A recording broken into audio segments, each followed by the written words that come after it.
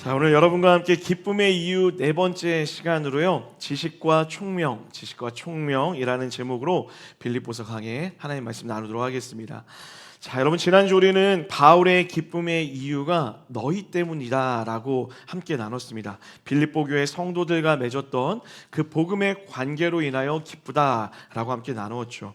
하나님은 하나님과의 바른 관계, 수직적인 관계뿐만 아니라 이 땅에서 함께 살아가도록 지으셨던 사람과 사람 사이의 관계를 통하여 기쁨을 우리에게 허락하시는 분입니다. 여러분, 한번 질문 드려볼게요. 여러분 마음속으로 생각만 해도 웃음 지어지는 그런 친구가 있으세요? 내 마음이 힘들 때 연락할 수 있고 찾아갈 수 있는 그런 영적인 우정의 관계, 그런 친구가 있으십니까?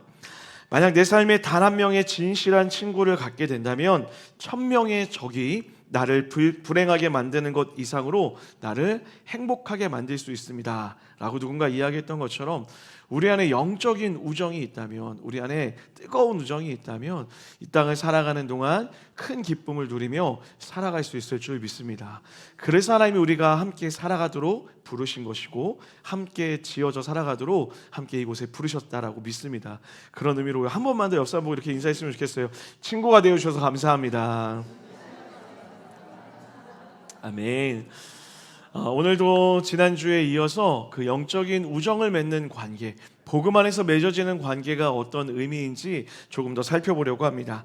자, 우리 본문 7절 말씀을 한 번 더 읽어볼까요? 7절 한 번 더 읽어보도록 하겠습니다. 시작. 내가 너희 무리를 위하여 이와 같이 생각하는 것이 마땅하니 이는 너희가 내 마음에 있음이며 나의 매임과 복음을 변명함과 확정함에 너희가 다 나와 함께 은혜에 참여한 자가 됨이라. 아멘. 예전에 드라마에 아주 유명한 대사가 하나 있었죠. 내 안에 너 있다.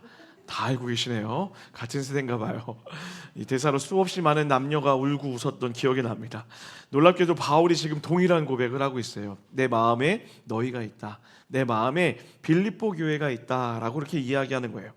사랑하는 여러분, 복음 안에서 관계하는 것, 복음 안에서 교제한다라는 것, 영적인 우정을 맺는다라는 것은요, 서로를 마음에 두겠다라는 그런 의미를 담고 있어요. 우리는 삶에서 아주 다양한 관계를 맺고 살아가고 있습니다. 어떤 관계는 서로를 머리에 두며 살아가는 관계도 있습니다. 필요에 따라 맺는 관계. 또 어떤 관계는요, 그 관계를 육체에 두며 기쁨에 두며 살아가는 관계들도 있어요. 머리에 두는 관계라는 것은 무엇이냐면 일로 만나는 관계일 것 같아요. 손해와 이익을 계산하면서 만나는 관계가 머리에 두는 관계라는 것이죠. 이런 관계를 머리에 두는 관계라 말하는 이유는 끊임없이 머리를 굴려야 되기 때문에 그래요. 계산하고 생각하며 이 사람이 나에게 어떤 유익이 있을까? 이 사람이 어떻게 나에게 손해를 끼치진 않을까? 끊임없이 고민하며 계산해야 되기 때문에 그 관계를 머리에 두는 관계다라고 이야기하는 것입니다. 그런가 하면 육체에 두는 관계, 쾌락에 두는 관계도 있습니다. 단지 나의 기쁨을 위해서 만나는 관계가 육체를 위한 관계겠죠. 예를 들면 우리가 어떤 게임을 한다고 했을 때 게임의 파트너를 찾는 경우가 있습니다. 홀로 할 수 없기 때문에 온라인상으로 만나는 관계. 그래서 실제로 얼굴을 마주하고 있지 않지만 온라인상에서 누구보다 친한 관계로 지내는 그런 사람들을 육체의 관계라고 이야기할 수 있을 것 같아요. 또 하나, 개인적으로 가장 문제라고 생각하는 것인데, 성적인 만족을 위해서 맺는 그런 관계, 나의 쾌락을 위해서 맺는, 그것만을 위해 맺는 관계 또한 육체의 관계라고 이야기할 수 있습니다. 이렇게 머리에 두는 관계, 육체에 두는 관계의 공통점은 무엇이냐면 사람을 필요에 의해 맺는다라는 거예요. 필요에 의해서 관계하는 것, 이것이 바로 육체에 두는 관계, 머리에 두는 관계입니다. 자, 하지만 오늘 바울이 이야기하는 마음에 두는 관계는 전혀 다른 차원의 관계를 이야기합니다. 마음에 둔다라는 것은 영적인 관계를 맺는다라는 것을 의미해요. 아무 일이 없어도, 아무런 이익과 재미가 없어도, 또 그 관계가 나에게 쾌락, 기쁨을 주지 않더라도 그 관계 자체가 목적이 되고 기쁨이 되는 관계, 그것이 바로 영적인 관계, 마음에 두는 관계이다라고 이야기하는 거예요. 대표적인 예가 무엇일까 고민해 보니까요, 부모와 자녀와의 관계일 것 같아요. 여러분, 부모들은 자녀들과의 관계를 맺을 때 손익계산을 하지 않습니다. 손익계산에서 자녀를 키우면 이거는 절대적인 손해의 관계죠. 내가 자녀에게 쏟아내는 비용과 시간과 애정과 모든 것을 보면 요새 말이 아니죠. 경제적인 용어로 수지타산이 맞질 않아요. 그렇게 해서는 아이에게 무엇을 얻을 수 없다라는 것이죠. 그런데 부모와 자녀의 관계에서는 어떤 필요에 의해서, 어떤 만족에 의해서 하는 것이 아니라 존재에 의해서, 자녀이기 때문에, 내 아이이기 때문에 그 사람을 그 관계 자체로 사랑해 준다라는 것이죠. 이것이 바로 마음에 두는 관계의 모습일 거예요. 존재 자체가 기쁘고 존재 자체가 힘이 되고 존재 자체가 나에게 소중한 그런 관계를 마음에 두는 관계라고 이야기하는 것입니다. 바울은 빌립보 교회를 그렇게 마음에 두었다라고 이야기하고 있어요. 그 마음을 너무나 잘 표현하는 것이 8절이죠. 지난주 함께 나눴던 말씀인데요.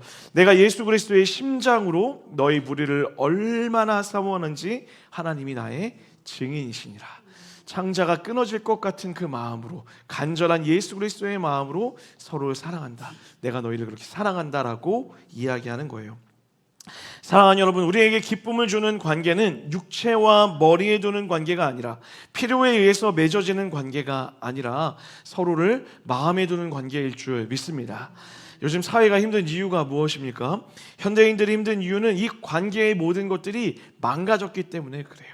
관계를 머리에 두려고 합니다. 필요에 의해서 맺으려고 하는 거예요. 이 사람은 나에게 도움이 되는 관계인가? 이 사람은 나에게 필요가 없어라고 하면 관계를 끊어버리고요. 이 사람은 나에게 기쁨을 주는 관계인가? 나의 육체적으로, 나의 정신적으로, 또한 나의 어떤 관심사에만 몰두해 있는 그런 관계를 맺기 위해 힘쓰다 보니 현대사회가 점점 더 어려워지는 것을 경험하며 살아간다는 것이죠. 여러분, 이런 관계는 일시적인 기쁨과 제한적인 만족을 주지만 우리를 피곤하게 하는 동시에 우리에게 영원한 기쁨을 줄 수는 없다라는 거예요. 반대로 이야기하면 우리가 마음에 두는 관계가 많아질 때, 마음에 두는 관계가 더 넓어질 때에 우리의 삶에 더 큰 기쁨이 주어지게 된다라는 것이죠. 저는 우리 이음의 가족들이 삶에 마음에 두는 관계가 넘쳐나서 하나님이 주시는 온전한 기쁨이 넘쳐나게 되기를 주님의 이름으로 간절히 축복합니다. 자, 그렇다면 이 마음의 관계를 둔다, 마음에 두는 관계의 특징은 도대체 무엇일까요? 두 가지로 한번 살펴보길 원하는데요. 먼저 첫 번째입니다. 따라할까요? 기쁨으로 대가를 지불하는 관계. 자, 우리 7절 말씀을 한 번 더 읽어보도록 하겠습니다. 7절입니다. 시작. 내가 너희 무리를 위하여 이와 같이 생각하는 것이 마땅하니 이는 너희가 내 마음에 있음이며 나의 매임과 복음을 변명함과 확정함에 너희가 다 나와 함께 은혜에 참여한 자가 됨이라. 아멘. 자, 바울이 빌립보 교회를 마음에 두었던 이유를 무엇이라 설명합니까? 그들이 자신의 매임, 바울의 매임과 감옥에 갔던 시간과 복음을 전하는 모든 시간에 함께 주었기 때문이다 라고 이야기하는 거예요.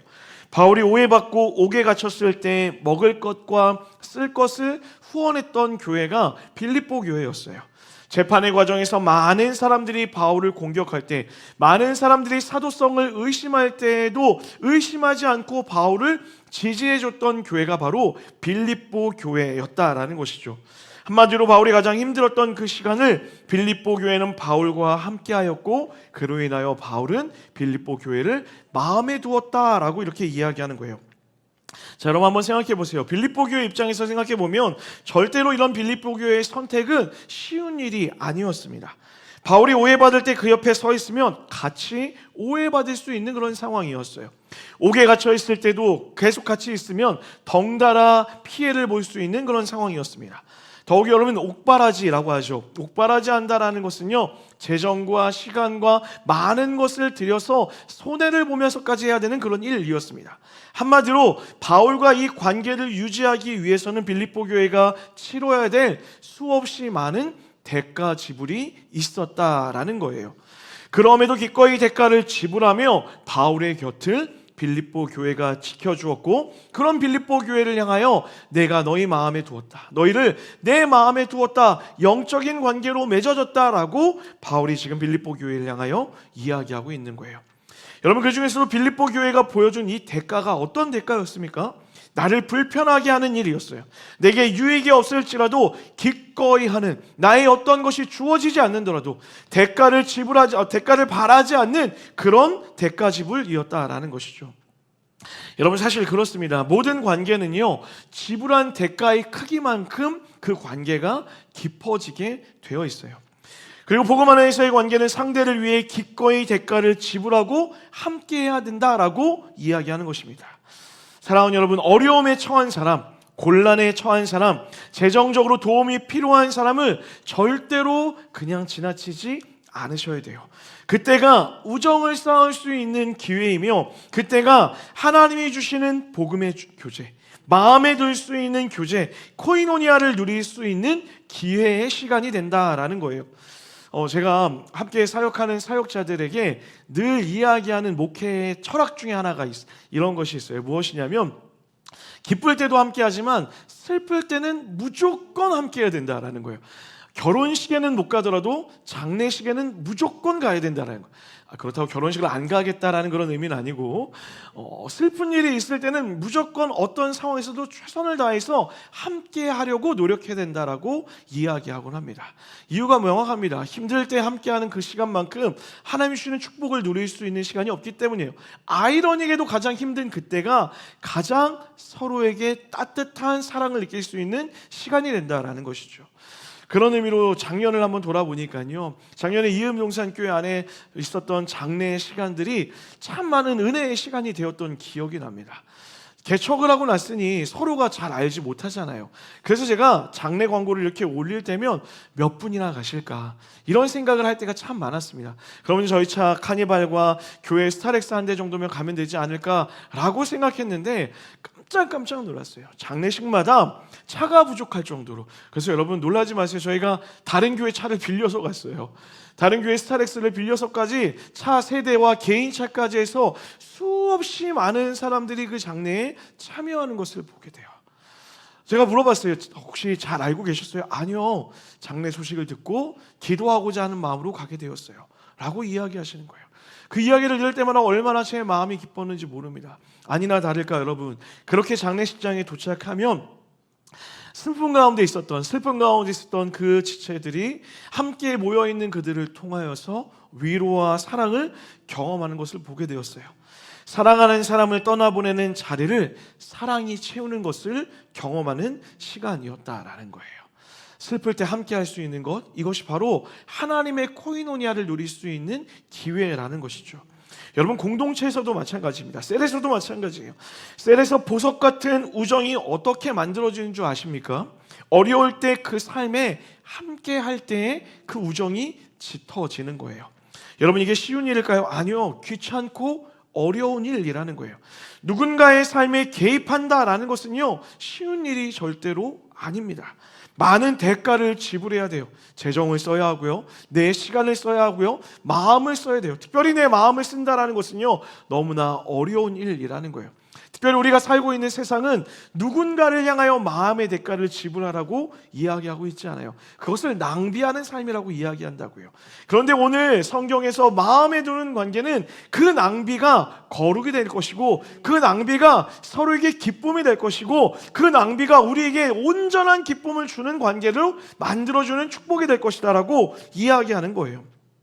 그래서 로마서 말씀은 이렇게 권면합니다. 즐거워하는 자들과 함께 즐거워하고 우는 자들과 함께 울라. 우리 동의하시면 아멘 할까요? 여러분, 이 고백이 우리의 고백 되기를 주님의 이름으로 간절히 축원합니다.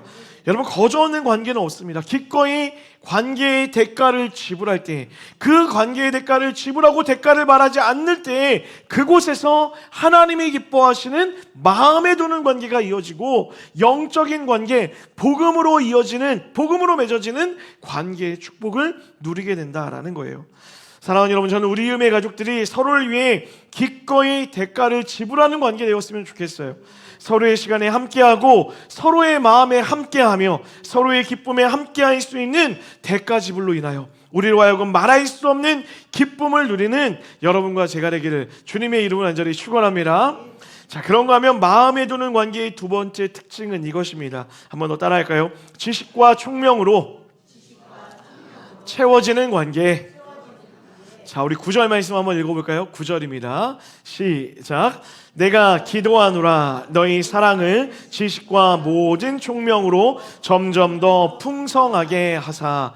바울이 기도한대요. 그 사랑을요 더 풍성하게 하기를 원하는데, 그것이 무엇이냐면 총명, 지식과 모든 총명으로 풍성하게 되기를 기도하고 있다라고 이야기해요. 이런 복음 안에서 맺는 관계는 코이노니아, 사랑이 그 핵심이겠죠. 그런데 여러분, 이 사랑이라는 것은 단지 감정적인 것만을 이야기하지 않습니다. 말씀드렸던 것처럼 감정적인 사랑의 관계는 언젠간 끝이 나게 되어 있어요. 그런데 우리가 맺는 그리스도의 관계, 사랑의 관계는 무엇이냐면 감정을 뛰어넘는 무엇인가, 노력이 더해져 있는 그런 관계가 있다라는 거예요. 그리고 오늘 본문은 것을 무엇이라 이야기하면 지식과 총명으로 맺어지는 관계라고 이야기하는 것이죠. 자, 먼저 첫 번째, 지식이 필요합니다. 사랑은 감정만으로 충분할 수 없고 그 사랑이 풍성해지기 위해서는 반드시 지식, 지혜가 필요하다라는 거예요. 자, 여러분 질문 드려볼게요. 현재 연애 중이시거나 결혼하신 분들, 상대방, 배우자가 좋아하는 음식이 무엇인지 알고 계십니까? 아멘이세요? 혹시 싫어하는 음식이 뭔지 아세요? 싫어하지만 참아주면서 먹고 있는 음식이 무엇인지 알고 계십니까? 얼마 전에 저는 깨달았어요. 저희 아내가 치킨을 좋아하지 않는다는 것을 10년이 지나서야 알았어요. 얼마나 이렇게 무지한 사람인지. 표정이 여러분 어느 때보다 지금 굉장히 밝아지셨는데, 혹시 여러분 그 음식을 저처럼 그 사람도 좋아할 것이라 착각하고 있지 않으신가요? 그래서 내가 매일 좋아하는 음식만 먹으려고 하고 있지 않으세요? 제가 예전에 속해 있던 청년 공동체에 잊을 수 없었던 일이 하나 있었어요. 그 청년 공동체에 누가 봐도 너무너무 착한 자매가 있었어요. 천사가 있다면 이런 자매가 아닐까. 항상 자기보다 남을 먼저 생각하고 항상 남을 배려하는 너무 소중하고 너무 귀한 자매였어요. 어느 날 이 자매에게서 정말 말할 수 없는, 정말 상상할 수도 없는 큰 문제를 발견하게 되었어요. 여러분, 공동체가 같이 행사를 준비한다거나 수련회를 준비한다거나 하면은 모여서 열심히 행사 준비하고 뭐 합니까? 치킨 시켜 먹잖아요. 저 때문은 아니었을 거라 생각해요. 저요. 그 공동체는 그랬어요. 그래서 많은 사람들이 모여서 행사를 준비하고 나면 꼭 치킨을 시켜 먹었어요. 그런데 치킨이 배달이 딱 이렇게 도착을 하면 이 자매가, 그렇게 순수하고 그렇게 남을 배려하고 그렇게 남만 생각하는 이 자매가 닭다리를 가장 먼저 집어먹는 거예요. 이건 죄악이잖아요. 이건 잊을 수 없는, 이건 있을 수 없는 일 아닌가요? 처음에는 그럴 수 있다 생각했어요. 그럴 수 있죠. 항상 배려하는 자매이니까 이 치킨만큼은 다리를 먹을 수 있지라고 생각했어요. 그런데 여러분, 이게 한 번이 되고 두 번이 되고 세 번이 되면 그때부터는 큰일이 나기 시작하는 거예요. 저 때문은 아니었어요. 오해하지 마세요. 저 때문이 아니라 이 자매의 인생에 큰 문제가 될 수 있겠다, 사회생활에 큰 지장이 있을 거라 생각이 들어서 제가 오늘은 안 되겠다 싶어서 자매를 불렀어요. 제가 그 당시 청년 간사였는데, 제 자매 우리 한번 봅시다 라고 했더니, 간사님 무슨 일이세요? 라고 이렇게 찾아오는 거예요. 그래서 제가 앉아서 진지하게 얘기했어요. 누구누구야, 너가 정말 착하고 누가 봐도 너는 정말 현숙한 여인이고 누가 봐도 너와 같은 자매는 모든 형제에게 추천해 줄 만한 그런 자매인 것 같아. 근데 말이야, 단 하나 너가 해서는 안 되는 유일한 행동이 있는데 닭다리는 먹으면 안 돼. 먹고 싶으면 한 번 걸러 두 번은 괜찮아. 근데 그렇게 매일매일 닭다리를 집어먹으면 그건 죄야 라고 이렇게 이야기해 줬어요.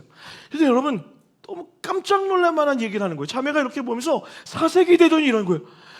간사님, 저는 몰랐어요. 저는 닭다리가 세상에서 제일 맛없는 음식이라 생각했어요. 알고 봤더니 자기는 퍽퍽살을 좋아한다라는 거예요. 가슴이 무너져내는 줄. 그러면 진작 얘기했어야지. 그러면 너에게 퍽퍽살을 모두 몰아줬을 텐데. 자매는 어떤 마음이었냐면 모든 사람들이 저처럼 닭다리를 싫어할 거라 생각한 거예요. 그래서 가장 먼저 가장 자기가 싫어했던 닭다리를 먹어준 거죠. 그날 이후에 공동체에 평화가 찾아왔어요. 얼마나 큰 기쁨이었는지 모릅니다. 여러분, 좀 우스운 이야기지만 우리는 사랑한다고 하지만 서로에 대해서 묻지 않아요. 사랑한다라고 이야기하지만 서로에 대해서 배우려 하지 않는다는 거예요. 그러니 늘 사랑이 일방적이에요. 여러분 그거 아십니까? 사랑도 이기적일 수 있습니다. 여러분, 자녀들하고 대화가 잘 되세요? 단지 세대 차이 때문에 대화가 안 되는 것이 아닙니다. 자녀들을 모르기 때문에 그래요. 자녀들에게 묻지 않았거든요. 무엇을 하는지, 무엇을 좋아하는지, 무엇을 원하는지, 무엇을 생각하면서 하는지 묻지 않았기 때문에 자녀들과 대화가 되지 않는 거예요. 그러면서 늘 우리가 하는 말이 무엇입니까? 내 배에서 난 녀석인데 도저히 알 수가 없다라는 거예요. 묻지도 않으면서, 궁금해하지도 않으면서 자녀들과 대화가 되지 않는다라고 이야기한다고요. 반대로요. 여러분, 부모님과는 대화가 잘 되십니까? 우리는 늘 이야기하죠. 부모님이 무슨 이야기하면은 정말 이 단어 좀 안 썼으면 좋겠어요. 꼰대 같다고. 꼰대라는 말 좀 제발 좀 안 쓰면 어떨까 싶어요. 늘 뭐라고 이야기하면 부모님과는 대화가 안 된대요. 부모님의 언어를 모르면서, 부모님이 어떤 상황에 있었는지를 묻지도 않았으면서 부모님과는 대화가 안 된다라고 이야기하는 거예요. 저도 비슷한 때가 있었습니다. 예전에 여러분 아마 많은 부모님들이 그러실 것 같아요. 특히 어머니들이 많이 이러시는 것 같아요. 외식을 하잖아요. 외식을 가서 고기를 구워 먹거나 뭘 하면은 어머니들이 늘 하는 말이 뭐냐면, 난 배불러, 난 많이 먹었어, 너 먹어 라고 얘기해요. 자기 드세요, 남편 드세요 라고 하면서 꼭 먹을 걸 안 드세요. 그럼 저는 진짜 다 드신 줄 알고 마음껏 먹어요. 그럼 집에 가서 하루 이틀 지나고 나면은 어머니가 가끔 그러는 거예요. 나는 그냥 반찬만 주워 먹다 왔잖아. 어머니들이 늘 하는 말들이 그래요. 사실은 그 말 가운데 뭐가 있냐면 나도 좀 먹고 싶은데 챙겨달라는 건데, 대부분은 부모들이 자녀를 먼저 챙기다 보니 그렇게 먼저 나에게 달라는 얘기를 하지 않는다는 거죠. 여러분, 그것을 제가 어느 날 깨닫고 나서는 식당에 가면 꼭 그래요. 어머니가 꼭 단골 멘트를 하십니다. 굽다가 드세요라고 하면 그만 줘, 난 다 먹었어, 그만 줘, 난 감았어 라고 얘기하면은 제가 뭐라고 하냐면 1인분 더 주세요라고 얘기해요. 그냥 묻지 않고 시켜드리면 돼요. 그럼 어머니가 뭐라고 하세요? 이거 아까워서 어떻게, 남기면 안 되니까 내가 먹을게 라고 얘기하시면서 다 드신다고요. 배워야 되는 거예요. 알아야 되는 거예요. 부모님과 관계뿐만 아닙니다. 남편과 아내 또한 마찬가지입니다. 질문 드려볼게요. 사랑하는 여러분, 여러분은 아내와 남편의 사랑의 언어가 무엇인지 알고 계십니까? 하면 안 되는 말이, 하면 안 되는 단어가 무엇인지 알고 계세요? 그 사람이 어떻게 자라왔는지는 서로의 이야기를 알고 계십니까? 여러분, 부부싸움 하는 거 보면 10의 8은 대부분 똑같은 문제로 싸워요. 다른 문제 때문에 싸우지 않아요. 딱 그 마음을 건드리는 영린의 단어가 한 가지 있다라니까요. 또 그 단어를 알아서 그 단어를 가지고 얘기하는 경우도 있어요. 악한 경우가 있는 거죠. 우리는 서로에 대해서 너무 모를 때가 많다라는 거예요. 사랑의 5가지 감정이라는 책, 아주 유명한 책이죠. 저마다 느끼는 사랑이 다르다라는 거예요. 어떤 사람은 스킨십을 통해서 사랑을 느끼고, 어떤 사람은 칭찬받는 말, 인정의 말을 통해서, 또 섬기고 봉사하는 것을 통해서, 함께하는 시간을 통해, 선물을 통해 사랑의 감정을 느낀다라고 이야기해요. 제가 참 오늘 이 설교를 준비하면서 자기 반성의 시간을 참 많이 가졌어요.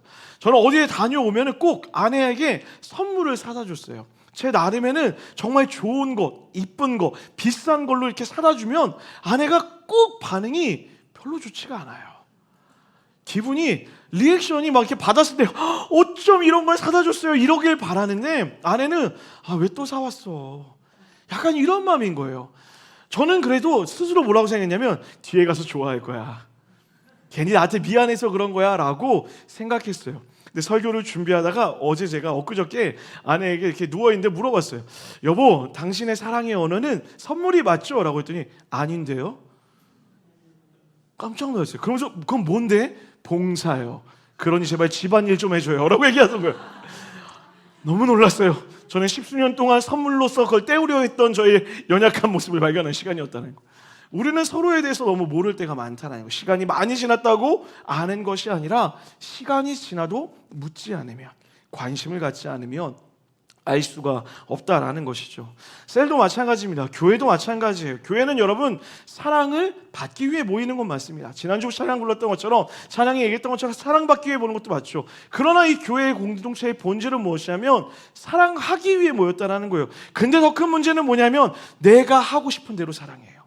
내가 원하는 대로 사랑한다고요. 내가 내 방식대로, 내가 하고 싶은 대로, 내가 말하고 싶은 대로, 내가 주고 싶은 대로만 사랑한다라는 거예요. 상대방이 원하는 것은 무엇인지, 상대방이 기뻐하시는 사랑의 방법은 무엇인지 관심 갖지 않는다라는 것이죠. 그래서 사랑이 이기적이 되는 거예요. 내가 좋아하는 거, 내가 원하는 것을 해주고 절대적으로 이 사랑에 반응해주지 않으면 저 사람이 내 사랑을 받아주지 않았다, 삐지고 상처받았다라고 이야기한다라는 것이죠. 여러분, 상대방이 원하는 것을 할 수 있는 것이 사랑이라는 거예요.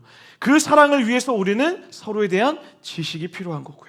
지혜를 가질 수 있는 노력을 가져야 된다라는 거예요. 그리고 그 지식이 더해질 때, 그 지혜가 더해질 때 오늘 바울의 기도처럼 그 빌립보 교회를 향한 사랑이 더욱더 충만해질 수 있다라는 것이죠.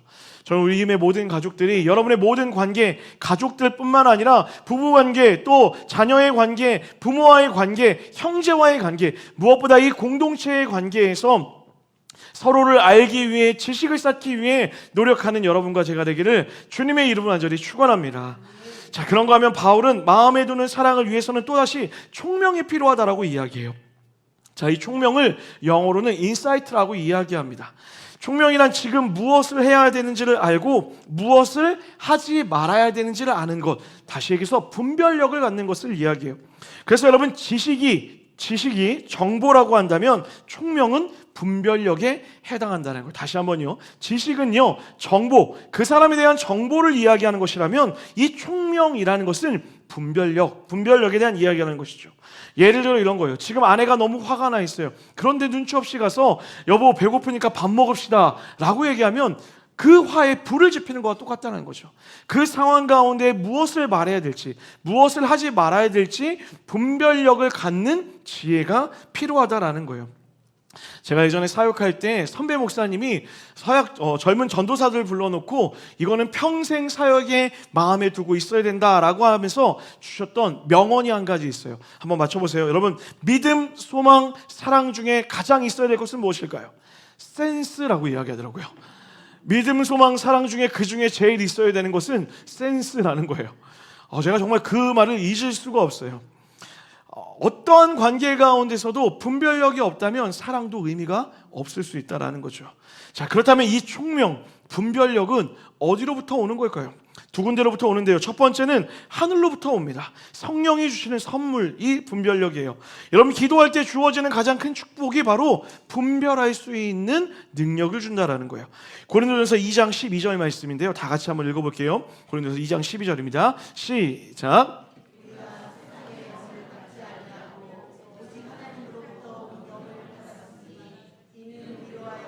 하나님께서 우리에게 은혜로 주신 것들을 알게 하려 하심이라. 아멘. 여러분, 기도의 가장 큰 목적은 나의 요구를 달성하는 것이 아니라 분별하기 위한 것이다 라고 얘기해요.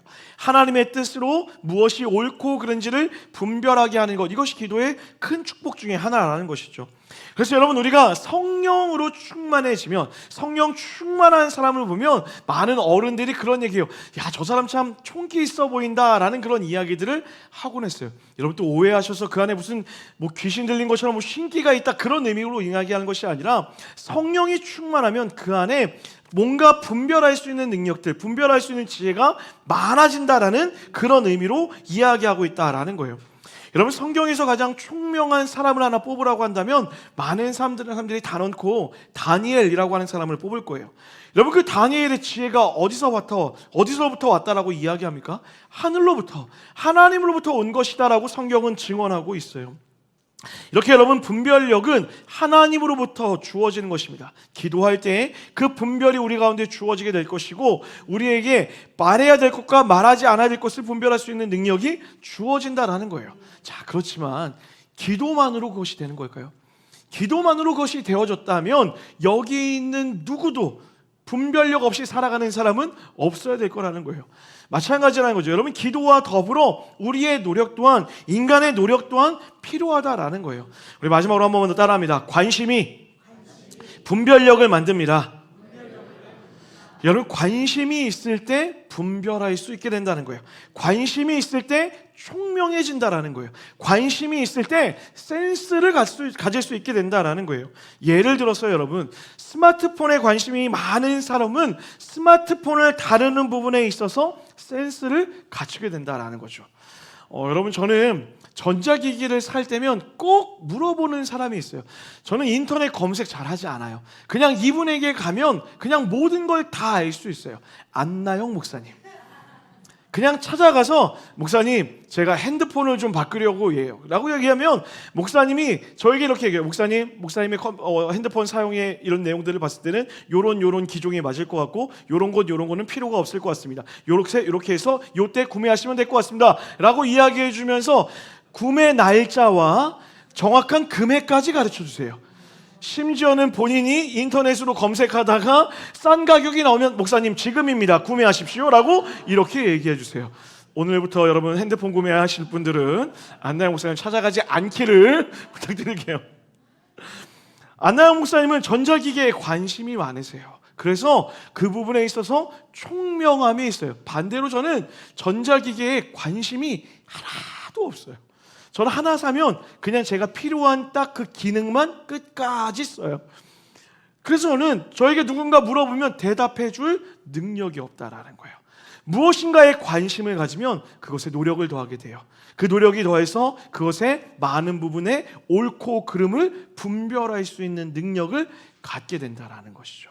그래서 총명함이 필요한 거예요. 사랑하는 여러분, 그래서 여러분 중요한 게 무엇입니까? 여러분과 함께 살아가는 사람들에 대한 총명함을 가져야 된다는 거예요.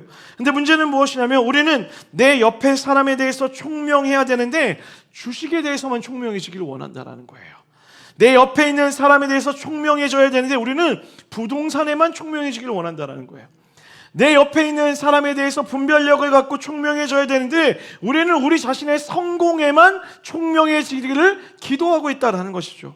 사랑하는 여러분, 여러분의 가정에 관심을 가지셔야 돼요. 내 아내와 남편과 내 자녀에게 관심을 가질 수 있어야 된다는 거예요. 나의 부모님에게 관심을 가져야 된다는 거예요. 그리고 함께하는 믿음의 공동체에게 관심을 들 수 있어야 된다는 거예요. 그 관심이 우리로 하여금 노력을 만들 것이고 그 노력이 서로를 향한 지혜를 쌓게 만들 것이고 그 지혜가 우리를 향해서 분별할 수 있는 총명의 은혜를 허락하게 된다라는 것이죠. 여러분 집에 가면 너무 오랫동안 한 자리에 있어서 마치 처음부터 거기에 있었던 것 마냥 여기는 물건들이 있을 거예요.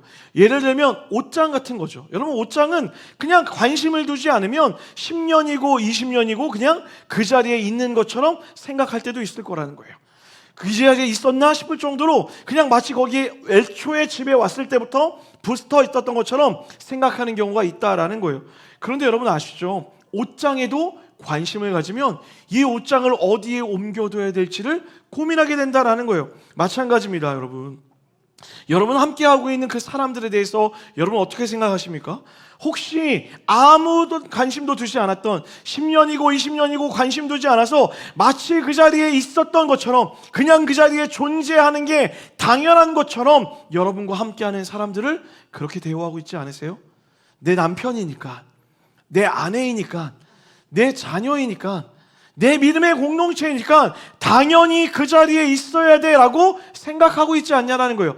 당연히 라고 여기는 그 순간부터 우리는 그 사람에 대해서 관심 두지 않아요. 당연히 라고 여기는 그 순간부터 마땅하다는 이유로 묻지 않는다라는 거예요. 마땅하다는 이유로 질문하지 않고 마땅하다는 이유로 생각하지 않는다라는 거예요. 그냥 그 자리에 늘상 있겠지라고 생각한다라는 것이죠. 부모님과의 관계가 어떤가요, 여러분? 늘 그런 얘기하죠. 장례식 가면 많은 분들이 이야기해요. 늘 항상 계실 거라고 생각했다고. 그러면서 뭐라 이야기합니까? 계실 때 잘할 걸 그랬다라고. 인간이 가지고 있는 미련함이 그것이라는 거예요. 우리가 가진 관계의 미련함이 여기에 있다라는 거예요. 당연하다라고 여긴다라는 것이죠. 마찬가지입니다. 교회에서도 마찬가지예요. 여러분, 목사인 제가 이음동산교회 성도들이 이곳에 오는 것을 당연하다라고 여기는 그때부터 제가 여러분에게 관심을 두지 않아요. 제가 이곳에 여러분이 있는 것이 마땅하다라고 생각하는 그때부터 저는 여러분을 위해 노력하지 않게 된다라는 거예요. 왜요? 당연하니까요. 여러분이 이 자리에 오는 것이 당연한 일이고 여러분이 이곳에 와서 예배하는 것이 당연한 것이고 여러분이 이음동산교회 성도라는 게 당연하기 때문에 제가 기도하지 않게 된다고요. 그래서 제가 지금 늘 기도하는 게 뭔지 아세요? 늘 여러분을 향한 지혜와 관심을 갖기 원해요. 그러기에 제 마음에 두는 마음의 중심이 무엇이냐면 당연한 것이 아니라는 거예요. 여러분이 저와 함께 예배하는 것, 이음동산의 성도가 되어 예배하는 것, 제가 이 자리에 있는 것 당연한 것이 아니라 하나님의 은혜임을 기억할 때에만 감사함으로, 기억함으로, 기도함으로 여러분에게 관심을 두며 노력하며 수고한다라는 거예요. 마찬가지예요. 사랑하는 여러분, 여러분의 남편과 아내를 당연하다 여기지 않기를 주님의 이름 간절히 축복합니다. 여러분의 자녀가 당연한 존재가 아니라는 것을 기억하기를 축복합니다. 여러분의 부모님이 당연한 존재가 아니라는 것을 기억하는 여러분과 제가 되기를 축복합니다. 마지막으로 여러분, 이 믿음의 공동체가 당연한 공동체가 아니기를 주님의 이름으로 간절히 축복합니다. 함께 할 수 있는 것, 함께 예배할 수 있는 것, 함께 마주하여 두 손을 붙잡고 기도할 수 있는 것, 함께 예배할 수 있는 이 모든 순간이 은혜임을 기억하여서 서로를 향하여 지혜를 갖고, 서로를 향하여 총명함을 갖고 분별하기 위해 노력하여서 사랑이 더하여져 기쁨이 넘치는 사랑하는 이음동산교회 모든 성도들의 관계 되기를 주님의 이름으로 간절히 축원합니다. 말씀 마무리하려고 합니다. 여러분, 우리가 마음에 드는 관계가 되기 위해 바울은 우리에게 지난주와 오늘에 이르기까지 아주 중요한 것들을 이야기했습니다. 긍정의 언어를 사용하라 이야기하고요, 또 서로를 당연하지 않게 여기며 서로를 사랑으로 대하라고 이야기했어요. 오늘 말씀처럼 또 우리 가운데 필요한 것들, 지혜와 총명함으로, 지식과 총명함으로 그 지사랑을 더 키워나가라고 이야기했어요. 그런데 여러분, 우리가 오늘 이 바울의 고백에서 잊지 말아야 될 이 모든 복음의 관계, 이 영적인 우정을 완성할 수 있는 마지막 비결을 이렇게 이야기하고 있어요. 우리 마지막으로 한 번만 더 따라할까요? 한 번 더요. 내가 기도하노라. 사랑하는 여러분, 이 모든 것을 완성하는 것, 그것은 바로 기도의 자리에서 완성하는 거예요. 바울은 지금 이 모든 것을 기도하겠다라고 이야기하는 거예요. 기도하고 있었고, 기도하고 있으며 기도할 것이다 라고 이야기하는 거예요. 내가 너를 마음에 뒀으니 끝났어 라고 이야기하는 것이 아니라, 너를 내 마음에 두고 예수 그리스도의 심장으로 그 창자가 끊어질 것 같은 마음의 간절함을 가지고 내가 너희를 위해 기도할 거야. 내가 너희를 사랑하도록 하나님 지혜를 주십시오라고 기도할 거야. 내가 너희를 더 사랑하도록 총명함을 더하도록 기도할 거라고 이야기하는 거예요. 그리고 여러분, 오늘 11절에 뭐라고 이야기합니까? 예수 그리스도로 말미암아 의의 열매가 가득하여 하나님의 영광과 찬송이 되기를 원하노라. 할렐루야. 간절히 그 사람을 위하여서 기도할 때에만 그 관계가 우리에게 기쁨이 되어진다라는 거예요. 사랑하는 여러분, 아내를 위해 기도하셨습니까? 사랑하는 여러분, 이번 한 주 여러분 남편을 위해 기도하셨어요? 여러분의 자녀를 위하여서 입술을 열어 기도하셨습니까? 자녀의 이름을 부르며 기도하셨어요? 여러분의 부모님을 위해 이번 한 주 기도하셨습니까? 이번 한 주 여러분, 여러분의 셀원들, 여러분의 믿음의 공동체 한 사람 한 사람의 이름을 떠올리면서 기도하셨어요? 기도하지도 않으면서 우리가 어떻게 사랑할 수 있냐고요. 여러분, 기도하지 않으면 우리의 관계는 육체에 머무는 관계밖에 되지 않는 거예요. 기쁨이 사라지면 끊어버리는 거예요. 필요가 사라지면 멀어지면 되는 거예요. 기도하는 관계만이 필요가 없더라도, 나에게 유익이 되지 않더라도, 나에게 무엇을 주지 않더라도 끝까지 그 사람을 위해 눈물로 기도하며 사랑으로 맺어질 수 있게 된다라는 거예요. 이번 주 저에게 이런 놀라운 경험, 하나님 주시는 귀한 축복의 경험이 하나 있었어요. 수요일이었던 것 같아요.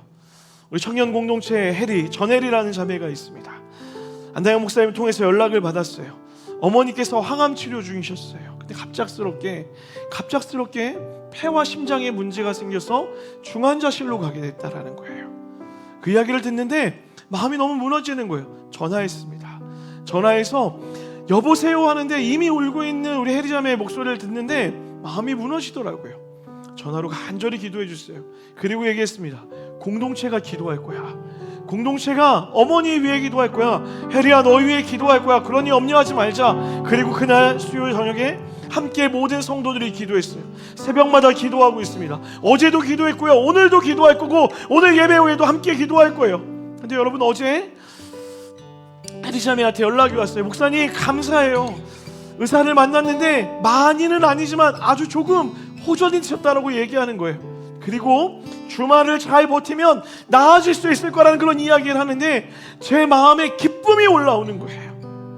여러분, 인간적으로 생각하면요, 해리자매의 어머니 한 번도 뵌 적 없어요. 저하고는 일면식도 없어요. 해리자매는요, 저랑 관계한 지, 이 교회에서 관계한 지 1년도 채 안 된 새 가족이었어요. 그런데 여러분, 그 이야기를 듣는 제 마음에 기쁨이 올라오더라고요. 간절함이 생기더라고요. 기도해야지, 하나님이 낫게 하실 거야, 하나님이 회복시키실 거야, 여러분 믿으십니까? 그 믿음으로 기도하니 제 안에 기쁨이 넘쳐나게 되더라고요. 여러분, 이것이 영적으로 관계하는 거예요. 이것이 복음 안에 맺는 관계라는 거예요. 여러분, 여러분의 부모님을 위해, 여러분의 자녀를 위해, 남편과 아내를 위해, 가정을 위해, 또 사랑하는 형제자매를 위해, 무엇보다 믿음의 공동체를 위해 기도하시기를 주님의 이름으로 간절히 축복합니다. 그 기도하는 자리에 하나님이 우리를 영으로 묶으시고 하나로 묶으셔서 우리를 하나님이 기뻐하시는 교회로 부르시며 그 안에 세상에 줄 수 없는, 세상에서는 만족할 수 없는 온전한 기쁨을 누리게 될 줄 믿습니다. 우리 그 마음으로 같이 한번 찬양했으면 좋겠는데요, 그 새벽에 제가 해리자매 기도하다가 아주 오래된 찬양인데 이 찬양이 떠올랐어요. 우리 누군가 널 위해 기도하네, 이 찬양 같이 한번 고백하면서 좋겠습니다. 당신이 지쳐서 기도할 수 없고 눈물이 빗물처럼 흘러내릴 때 주님은 아십니다. 주님은 아시네 우리의 약함을 사랑으로 돌봐주시네. 누군가 널 위하여 기도하네. 누군가 널 위하여 누군가 기도하네. 누군가 기도하네.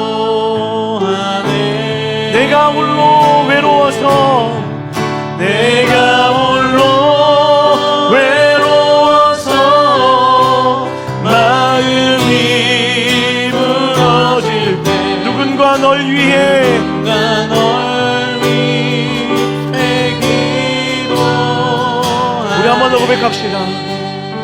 당신이 지쳐서 기도할 수 없고, 당신이 지쳐서 기도할 수 없고, 눈물이 빗물처럼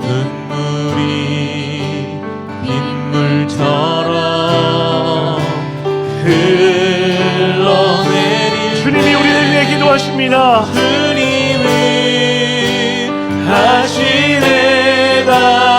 당신의 사랑으로 그 공간을 주님이, 그 믿음의 공동체가 채워줄 줄 믿습니다. 그 믿음으로 고백합시다. 누군가 널 위해 기도합니다.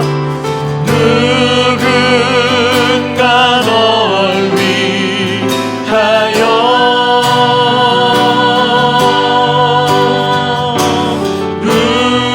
누군가 기도하네. 내가 홀로 외로워서, 내가 홀로 외로워서 마음이 무너질 때 누군가 널 위해, 누군가 날 위해 기도합니다. 누군가 날 위하여서, 누군가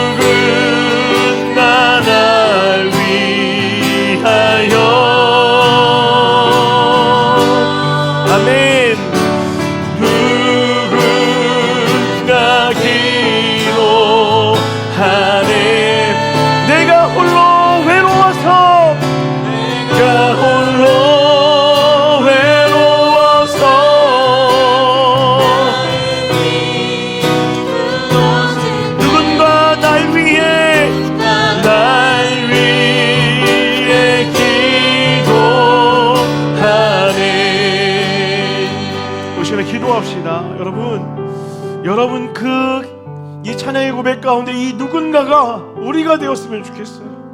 여러분의 가정을 위해 기도할 수 있는 누군가가 우리가 되자고요.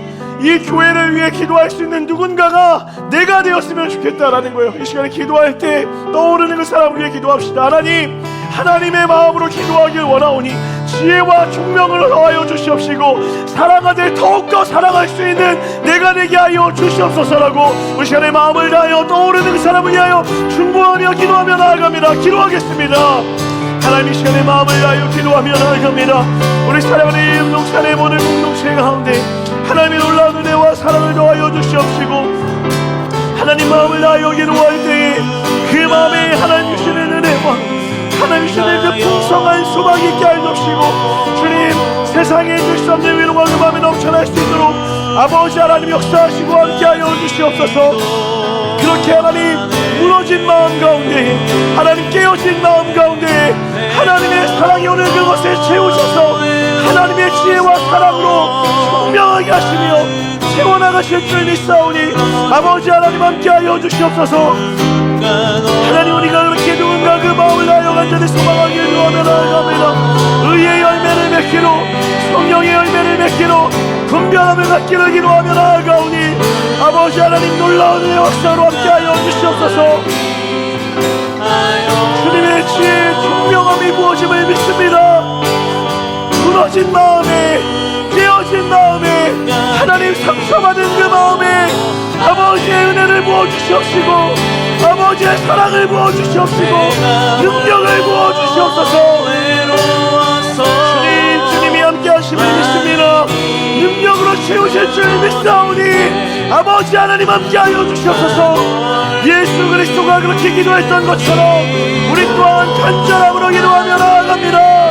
아버지 함께하여 주시옵소서. 우리 시간에 한 번만 더 기도합시다. 특별히 우리 이음동산교회 서로를 위해 기도할 때 이 공동체 안에 고통 가운데 있는 자들, 그들의 이름을 기억하며 하나님 오늘 찾아오셔서 위로하여 주시옵소서. 특별히 우리 혜리자매 어머니 위해 기도할까요? 하나님, 병상 가운데 주님이 함께 하심을 믿습니다. 낫게 하여 주시옵소서. 폐의 모든 문제가 깨끗이 치료되게 하여 주시옵소서. 우리 시간에 서로를 위해 한 번 더 기도할 때 간절히 한번 주의 이름으로 싣고 기도하며 나아갑니다. 주님 찾습니다. 주여, 주님, 우리가 이 시간에 믿음으로 기도하며 나아가오니 하나님의 혜리자매 어머니 가운데 함께 하셔서 은혜의 능력으로 치유하여 주시옵시고 낫게 하시며 회복하시라는 경험할 수 있도록 인도하여 주시옵소서. 뿐만 아니라 하나님, 우리 믿음의 공동체 가운데 지쳐있는 자들이 있습니까? 끊어져 있는 자들이 있습니까? 괴로움에 빠져있는 자들이 있습니까? 오늘 마음을 다하여 기도하오니 깨어진 가정 가운데 무너진 마음 가운데 아버지의 사랑을 부어주시옵시고 상처의 마음이 왜곡되어지게 하시옵시고 하나 되어지는 시간 될 수 있도록 아버지 하나님 이 시간 함께하여 주시옵소서. 마음을 다하여 기도합니다. 성령 하나님, 우리의 기도를 받아주시옵소서. 성령의 능력을 덮어 주시옵소서. 은혜로 치유하여 주시옵시고 아버지 주시는 그 은혜 능력이 우리 가운데 부어질 수 있도록 주여 우리와 함께하여 주시옵소서.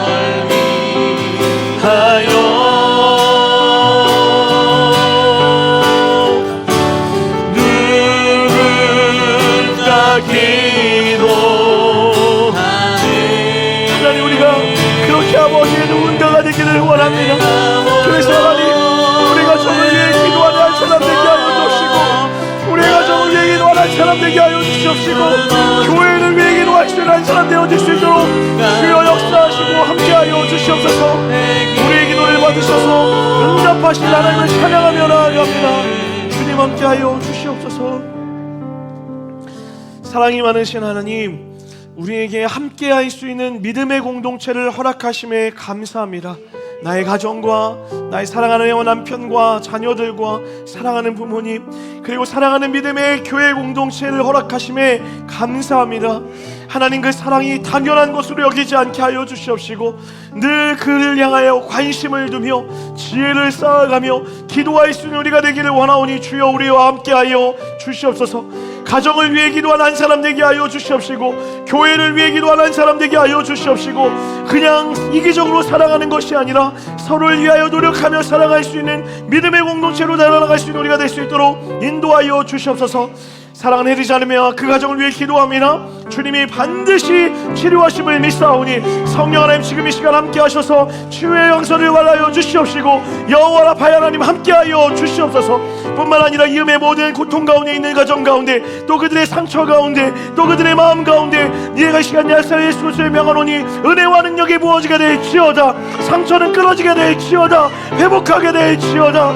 하나님의 사랑의 은혜가 부어지게 하여 주시옵시고, 그 사랑으로 회복되어지는 믿음의 공동체 되어질 수 있도록 주여 이 시간 우리와 함께하여 주시옵소서. 그렇게 우리에게 깊은 사랑의 은혜로 온전한 기쁨을 주실 하나님을 찬양하오며 이 모든 말씀으로 가신 예수 그리스도의 이름 받들어 간절히 기도드렸습니다. 아멘. 우리 그렇게 하실 하나님께 감사와 영광의 박수 한번 올려드립니다. 할렐루야.